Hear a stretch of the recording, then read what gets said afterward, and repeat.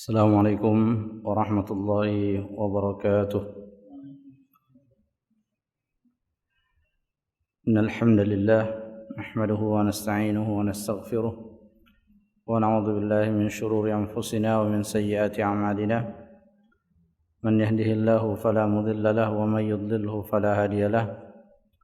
أشهد أن لا إله إلا الله وحده لا شريك له وأشهد أن محمدا عبده ورسوله.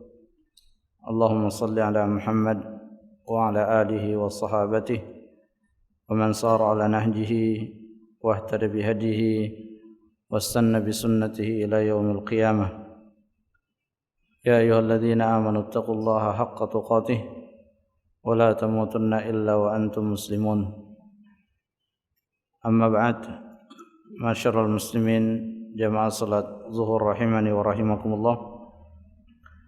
Alhamdulillah, pada kesempatan ini kembali kita melanjutkan pelajaran kita dalam kitab Taisirul Latifil Mannan, Khulasatu Tafsiril Quran. Dan alhamdulillah kita telah menyelesaikan penjelasan ayat yang paling agung di dalam Al-Quran, yaitu ayatul kursi. Pada bagian akhir ayat ini Allah Subhanahu wa taala mengingatkan segenap manusia bahwa apa yang diketahui oleh manusia dari ilmu Allah Subhanahu wa taala itu sangat sedikit, dan siapa saja di antara manusia yang memiliki pengetahuan dan ilmu itu asalnya atau yang memberikannya adalah Allah Subhanahu wa taala. Sehingga setiap hamba hendaknya selalu menunjukkan rasa syukurnya kepada Allah Subhanahu wa taala ketika ia dimudahkan di dalam mengilmui sesuatu, terutama mengilmui hal-hal yang berkaitan dengan urusan din, urusan agama. Karena dari ilmu kita tentang agama, itulah yang merupakan asas bagi kita di dalam mengamalkan, merupakan petunjuk bagi kita di dalam menjalani kehidupan kita di dunia, agar kehidupan yang kita jalani di dunia adalah kehidupan yang lurus, kehidupan yang sesuai dengan apa yang Allah Subhanahu wa taala kehendaki.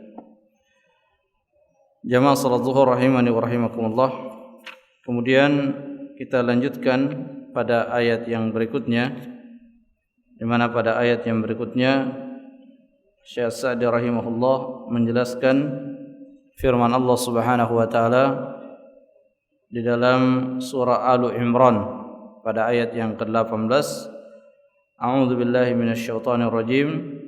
Syahidallahu annahu la ilaha illahu wal malaikatu wa ulul ilmi qa'iman bil qist. La ilaha illa huwal azizul hakim. Syahidallah, Allah Subhanahu wa taala bersaksi, annahu la ilaha illahu, bahwasanya tidak ada sesembahan yang benar kecuali Dia. Wal malaikatu wa ulul ilm, dan para malaikat serta para ahlul ilm, para ulama juga bersaksi bersama Allah Subhanahu wa taala. Qa'iman bil qist, Allah Subhanahu wa taala yang menegakkan keadilan. La ilaha illahu, la ilaha illa huwal azizul hakim. Tidak ada sesembahan yang benar kecuali Dia, Allah Subhanahu wa taala, Al-Aziz, yang maha perkasa, Al-Hakim, yang maha bijaksana. Syekh Sa'di rahimahullah mengatakan dan mengawali penjelasan ayat ini dengan mengatakan, hadhihi ajallus syahadati 'alal itlaq. Inilah persaksian yang paling agung dari sekian banyak persaksian yang ada. Inilah persaksian yang paling agung. Kenapa? Karena yang mempersaksikannya langsung adalah Allah Subhanahu wa taala. Sehingga apa yang dipersaksikan sudah pasti benarnya, dan siapa yang mendengarkan persaksian ini tidak boleh ada keraguan untuk membenarkan apa yang dipersaksikan. Dan yang dipersaksikan dalam ayat ini adalah kalimat tauhid, yaitu la ilaha illallah. Sehingga makna la ilaha illallah atau kalimat tauhid la ilaha illallah adalah sesuatu yang sangat terang benderang, sangat jelas, dan tanpa seseorang dipaksa ia akan mengikutinya dan meyakininya, kecuali jika orang tersebut terhalangi oleh hawa nafsunya. Kenapa seseorang akan mengikuti kalimat ini tanpa harus dipaksa? Ya, karena sangat jelas, sangat terang benderang. Itulah sebabnya Allah Subhanahu wa taala berfirman di dalam Al-Qur'an, la ikraha fid din. Tidak ada paksaan di dalam memeluk agama Islam. Kenapa tidak ada paksaan? Karena jika seseorang objektif dalam melihat Islam, objektif dan adil di dalam melihat kalimat tauhid yang menandakan seorang masuk Islam, maka tanpa ia dipaksa ia akan memeluk agama Islam. Jadi persaksian la ilaha illallah ini adalah persaksian yang paling agung. Selain yang bersaksi Allah Subhanahu wa taala, juga bersaksi para malaikat, makhluk Allah Subhanahu wa taala yang memiliki kedudukan istimewa di sisinya. Kemudian bersaksi pula para nabi. Jadi kata-kata ahlul ilmi wa ulul ilmi masuk di dalamnya, atau yang pertama kali masuk di dalamnya adalah para anbiya.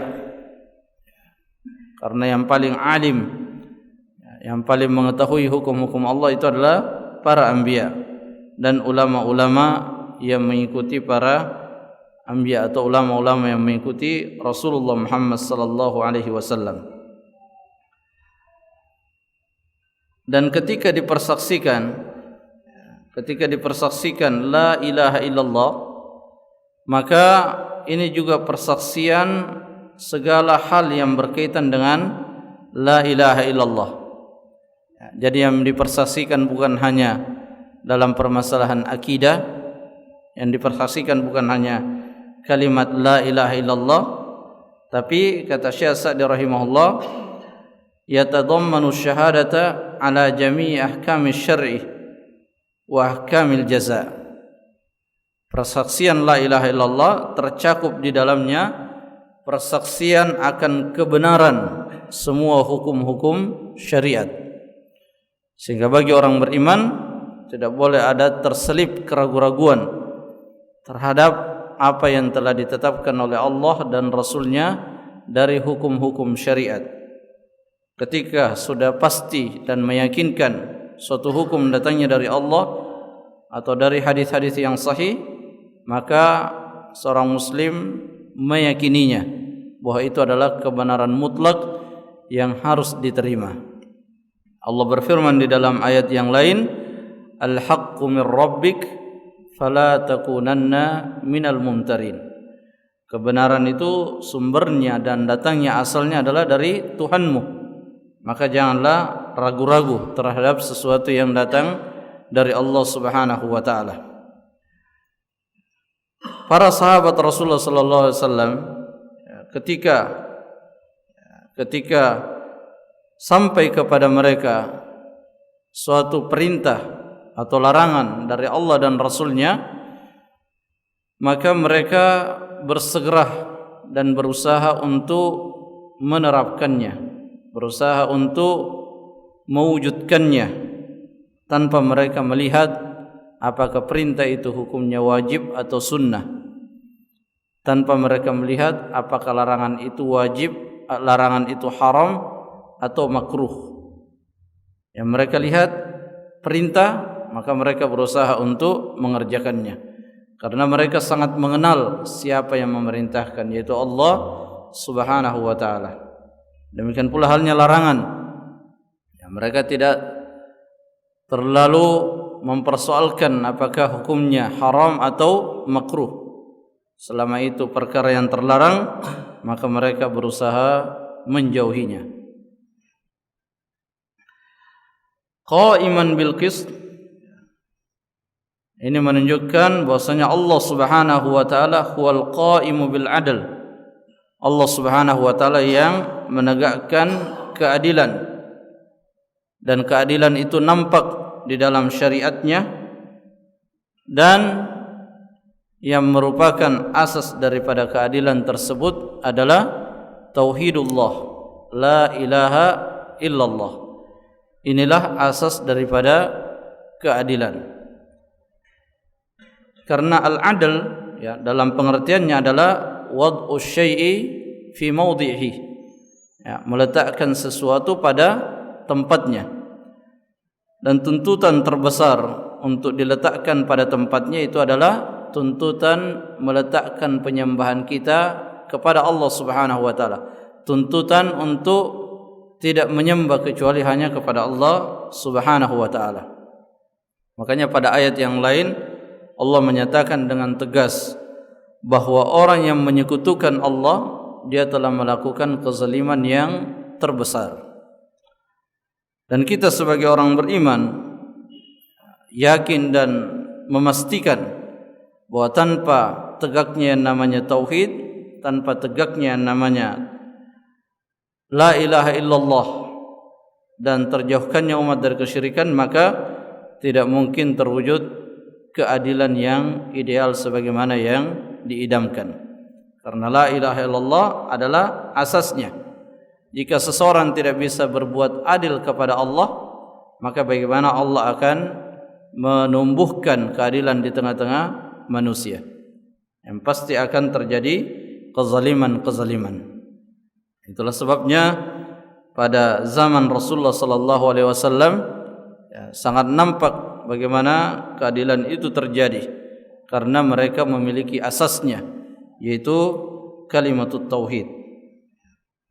Jadi Allah yang menegakkan al-adl fi syar'ihi wa khalqihi wa jazaihi. Di dalam menciptakan, Allah Subhanahu wa taala menciptakan dengan al-adl. Di dalam menetapkan balasan, Allah membalas dengan adl. Dan Allah Subhanahu wa taala terjauhkan dari sifat-sifat zalim. Kemudian di dalam ayat ini juga menjelaskan bahwa agama kita, agama Islam, merupakan agama yang dibangun di atas asas dan pondasi yang sangat meyakinkan.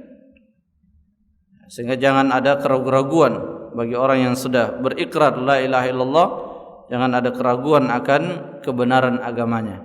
Kenapa? Karena yang mempersaksikan benarnya agama kita adalah Allah, para malaikat, dan para nabi, para ulama. Kemudian di dalam ayat ini juga terdapat faedah yang menjelaskan keistimewaan ilmu dan yang membawa ilmu tersebut, yaitu para ulama. Dari mana hal tersebut dipahami? Dari dipilihnya mereka mempersaksikan la ilaha illallah bersama para malaikat. Fa inna Allah ja'alahum wasa'ita bainahu wa baina ibadihi. Para ulama telah dijadikan oleh Allah Subhanahu wa taala sebagai perantara di dalam menyampaikan agamanya. Jadi sepeninggal para nabi, yang menyampaikan agama ini kepada umat, yang menyampaikan agama ini kepada manusia adalah para ulama. Al-ulama'u warathatul anbiya. Para ulama adalah pewarisnya para nabi.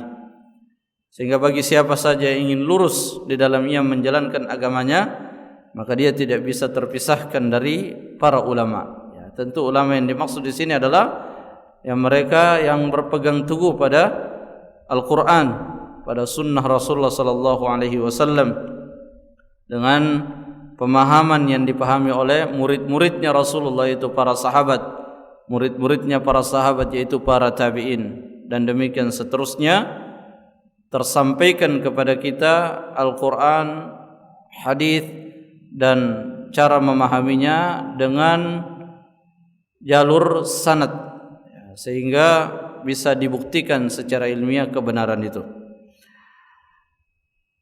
Wa amara an-nasa bisu'alihim warju' ila qaulihim. Allah Subhanahu wa taala di antara yang membuktikan bahwa para ulama adalah hamba Allah yang mulia, di mana Allah memerintahkan manusia untuk bertanya kepada mereka. Dalam ayat Allah berfirman, "Fas'alu ahla dzikri in kuntum la ta'lamun." Bertanyalah kepada ahlu dzikri. Ahlu dzikri yang dimaksud di sini adalah al-ulama, in kuntum la ta'lamun. Jika engkau tidak mengetahui dalam perkara-perkara agama kita. Jadi kalau ada suatu amalan yang ingin kita kerjakan, tapi kita belum yakin apakah ini benar-benar bagian dari agama kita, maka jangan kita melakukannya sampai kita memastikannya bahwa itu bagian dari agama kita dengan cara bertanya kepada para ulama. Wa annahum humul a'imma al-matbu'un. Para ulama hakikatnya merekalah yang diikuti dalam urusan-urusan agama. Merekalah a'immah, merekalah pemimpin umat yang kita mengikutinya di dalam perkara-perkara agama. Tentu kita mengikuti mereka tidak secara mutlak, tapi kita mengikutinya pada perkara-perkara di mana mereka mengikuti Al-Quran dan Sunnah Rasulullah sallallahu alaihi wasallam. Jamaah salat zuhur rahimani wa rahimakumullah, mungkin ini yang bisa disampaikan, semoga bermanfaat. Wallahu ta'ala a'lam bis-shawab. Subhanakallahumma rabbana wa bihamdik, asyhadu an la ilaha illa ant, astaghfiruka wa atubu ilaik. Wassalamu alaikum warahmatullahi wabarakatuh.